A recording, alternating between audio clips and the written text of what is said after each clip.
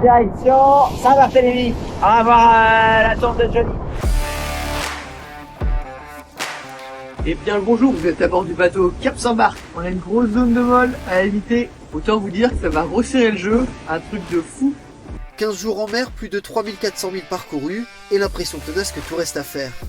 À l'approche des Antilles, une zone sans vent barre la route de la flotte et s'avire à la crise de nerfs. Les premiers sont rattrapés, le jeu est totalement relancé, le suspense est total. Il fait qu'il pourrait y avoir un nouveau départ à quelques jours de l'arrivée. Le dernier peut finir premier et le premier peut finir dernier. Donc la question c'est de savoir comment contourner ou pas ce système. Audrey, t'es contente de notre petit décalage de la nuit? Ça va, on a bien optimisé la route et on continue de faire avancer le bateau, donc c'est pas grave. Les étoiles filantes ont filé au nord, les leaders aussi. Les outsiders ont choisi le sud. La flotte s'étale sur moins de 150 000 en latéral. Les premiers sont ralentis, les retardataires rattrapent leur retard. C'est la météo qui redistribue les cartes. Là, on livre une petite bataille avec Romain Bouillard, Irina, et puis Lola Mini et Corentin Oro. On est repassé top 13, non c'est ça?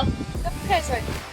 Pas mal, hein, il y a une semaine on était à Cascais, c'est parti à Cascais. Ça croise proche encore une fois, cette fois-ci c'est pas Adrien, c'est... Pas vous?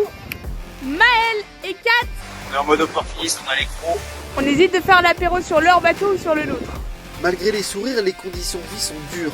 Les grains secouent la flotte, les trajectoires sont instables, les skippers trempés, la fatigue se fait sentir.